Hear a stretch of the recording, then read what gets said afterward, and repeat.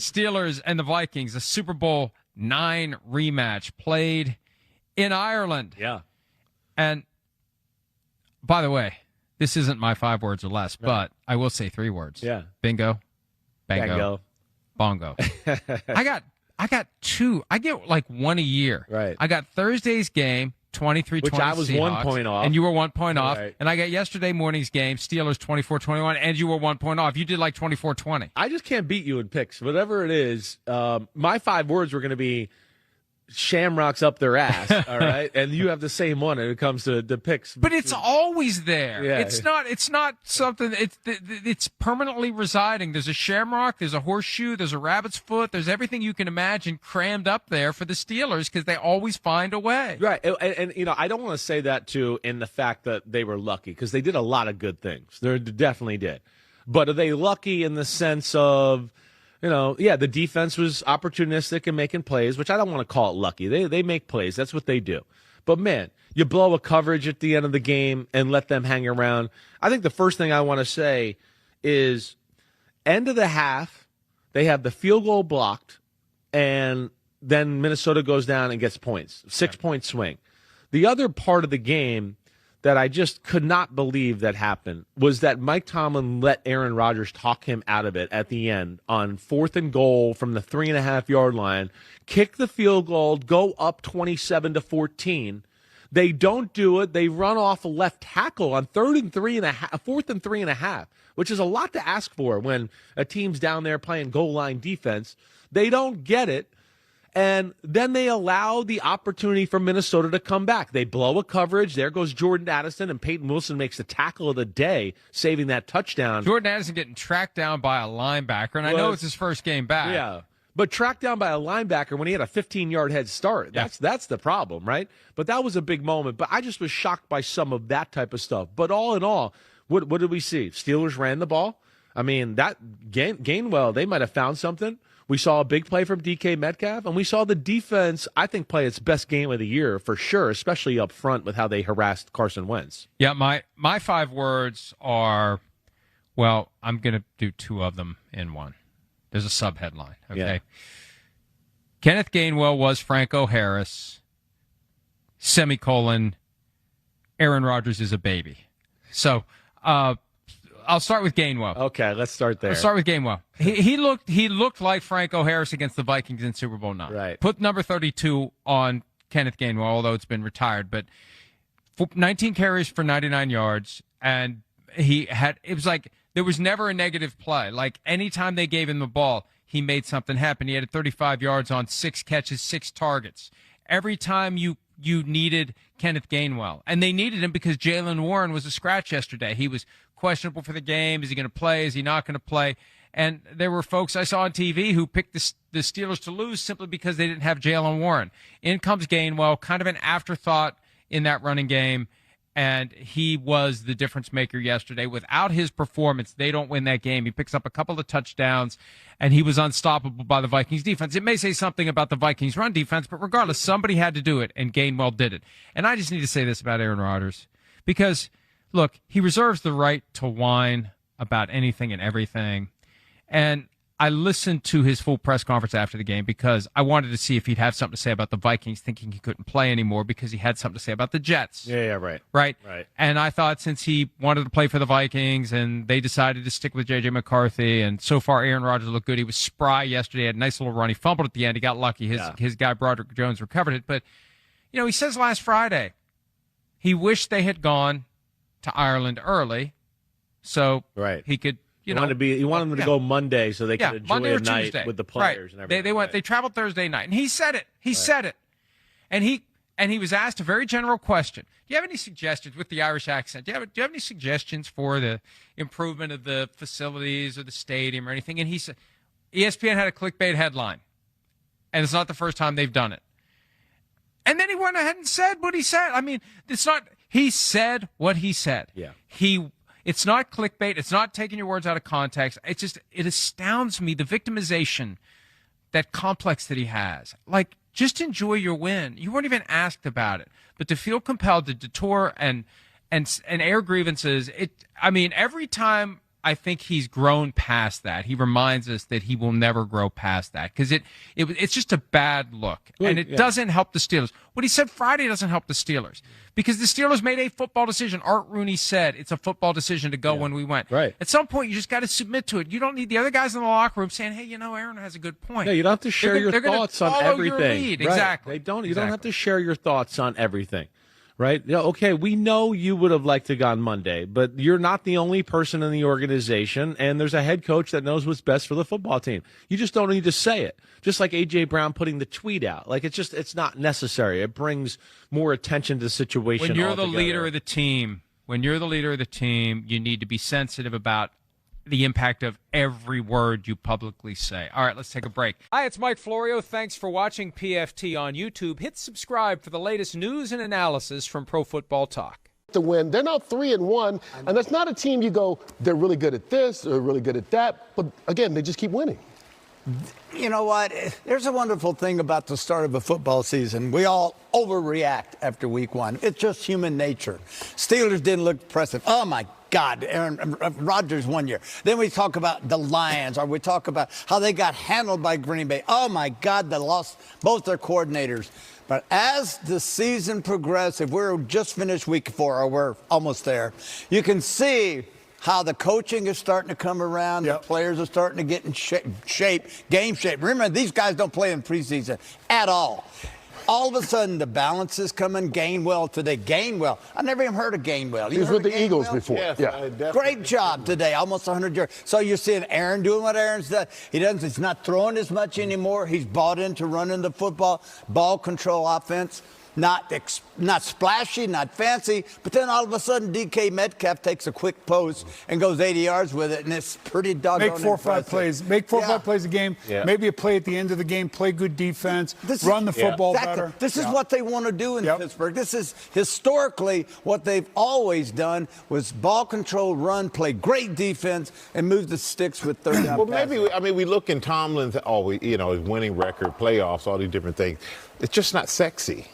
So I think we look at it and go, it's not as flashy as other people. So maybe, and I think a lot of attention has been paid to Aaron Rodgers being there, obviously, and rightfully so. But I do believe that this is one of those teams you look around, they're in the playoffs, and we all know with that defense, and we have a great defense, anything can happen in the playoffs. With Baltimore struggling. Baltimore's really Baltimore's going to run away with this division. Yeah, I thought. And their defense. And we said Cincinnati would be there because of Burrows, and now Burrows. But now he's hurt. Yeah. Hey, Michael, before we go, I want to ask you your perception of Dart. I mean, this team on both sides. Like it was a home game, per usual. They always travel with us.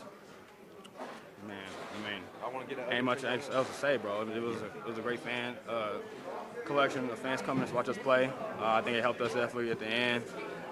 We got to learn how to finish. We can't have busted plays like that at the end. We had them, 14-6 at halftime. They could be about 15 points in the second half. That's not safe with football. All we can do is get better, communicate better, but we'll be all right. I think we're going into the right direction. We just got to keep stacking those days. Did it mean a little bit more to get this win for the Rooney family? I know you guys talked about it all week. Obviously, rest in peace, DMR. Coach T had a meeting night before the game, told us about who he was as a man, how great he was, and there's a lot of things I didn't know about him. So it was really cool to experience Coach T's emotions and how he felt about Mr. Rooney. So I appreciate him sharing it with us. I appreciate the Rooney family for bringing us out here. It was a great opportunity. So it was really cool. Your first game back, how did you feel out there? Did you get right into it? I mean, obviously with the interception too. I'm a ball player, bro. Like, it don't matter. Like honestly, I'm just blessed to be able to keep playing ball. And after the injury, I didn't know how bad it was going to be. So I'm extremely blessed and happy I was able to play out there today. And I gave them all like I always do. And I was rewarded with some plays. So. I think it just comes down to rush and coverage working together. DV's covered their ass off, and we're able to get after them. And we got great leaders in the room in Cam and TJ. And there's a lot of young guys like myself and Keanu and D-Harm, YA. The list goes on, and those guys lead the charge, and we're just following order. Seemed a little more aggressive out there too, just from the eye test watching. You guys did. Yeah, like I told you, we got great leaders, and they've been harping on us all week. It starts up front. Mike T says all the time too. It starts up front, so we got to lead the charge. And so we just fall in line and let our captains go to work, and we clean up the mess. Was it even a little better feeling for you at the end when the defense kind of wins this game for this team? I know you probably don't want to get in that situation, but. I mean, man, a win's a win. However we get it, whether it's the defense or the offense, it's a team game. Just glad when that clock hits 0, man, we Steelers are up, and that's all you can ask for. Did it mean a little bit more to get this win for the Rooney family because they're tied here? Absolutely. We wanted to do this for the Rooney family, and it was cool to be able to get it done. It was a little close to my liking, but the win's a win. But I guess the good thing is you guys were able to establish that run game, which opened up a ton of things out there for you guys.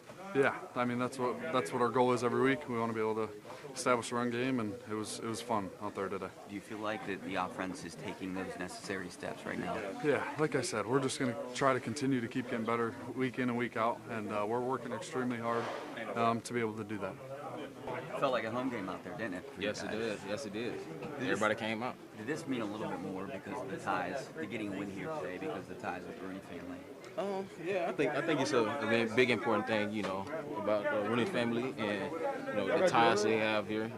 The Grand Ambassador, Mr. Rooney, and I think it's just a great thing. We came out and got the win for him. Did you know you were going to get the start here today? I didn't know until right into the game, so got to be ready when you got to be ready. Were those your first international touchdowns? Yes. Yes, it was.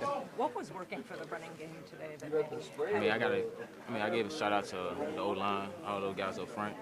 Those guys was good up front, and I was being patient and reading out. Steelers Nation, buckle up. There's new developments that only deepen the drama and excitement of this season. After the 24-21 win in Dublin, the narrative isn't finished. It's evolving. Let me break down today's biggest Steelers stories, react to what it means, and tell you why this team might just be tougher than anyone expects. First off, Kenneth Gainwell was the breakout star in Ireland. He rushed for 99 yards and 2 touchdowns to lead the charge, becoming a pivotal part of that win. That helps us see who the emerging playmakers are when the lights get brightest. But it wasn't just Gainwell. DK Metcalf torched Minnesota's secondary for 126 receiving yards, including that electric 80-yard touchdown bomb. And guess who he credit-checked for the play? Calvin Austin III, who created room with a key downfield block. That's the kind of unselfish play and chemistry you want in a winning team. Now, let's talk trouble. The scoreboard says win, but the injury report says caution. Cornerback Jalen Ramsey exited Dublin with a hamstring injury and is expected to miss several games. Wide receiver Calvin Austin III also left with a shoulder injury after that critical touchdown and is anticipated to be sidelined as well. These are big losses. Ramsey has been a steady presence in the secondary, and Austin has become a dangerous weapon in this offense. And speaking of off-field drama, reports surfaced that backup quarterback Skylar Thompson was allegedly assaulted and robbed in Dublin just hours before the game. The local police said they could not substantiate the claims so far, no formal complaint or proof yet, but the NFL and Steelers are investigating. Good news, Thompson sustained only minor injuries and he remained with the team during the game. Still, that's a wild story to drop in the midst of an international trip. Add to that this: Darius Slay, one of the Steelers' starting corners, also suffered an injury early in the Vikings game, grabbing his side and grimacing after a throw. He came back, but that kind of early knock adds stress to a depleted secondary. Now, what does all this mean? Let me react with all the emotion of a fan who bleeds black and gold. This team is proving to be gritty. Even with injuries piling up, even with off-field distractions and unknowns, they found a way to win. That's not luck, and that's culture. That's what happens when your core refuses to be broken. Rodgers, Gainwell, Metcalf, they all delivered when it counted. The defense, though battered, bent, but did not break. The coaches made adjustments. The rookies filled roles. That's what playoff teams do. But the road ahead is treacherous. Missing Ramsey and Austin for multiple games means the Steelers will need to rely on depth. They'll have to count more on the likes of Calvin Austin's backup guys, secondary reserves stepping up, and the running game carrying more weight. The bye week is coming at the perfect time to heal and regroup. Use that time wisely because without those key players, margins get razor thin. Also, don't sleep on the message this sends to the rest of the league. The Steelers are not fragile. They are not listing. They're not fading under pressure. Whether it's on foreign soil or under the Mercer lights at home, they're finding ways to fight and win. And that's exactly what you want to see from a team that wants to make noise in January. So, Steelers Nation, I want to hear from you. Which story shocked you most today? Is losing Ramsey and Austin a fatal blow, or do you trust this roster's depth? Do you believe the Thompson robbery reports are a distraction or something the team will navigate without damage? Drop your thoughts in the comments, smash that like if you believe this team is built for the postseason grind. And don't forget to subscribe to Steelers Nation Wire, because as this season deepens, only the voices here will bring you real, unfiltered Steelers passion. They may take names, they may endure more hits, but through it all, they remain the Pittsburgh Steelers. And in this chapter, they're far from finished.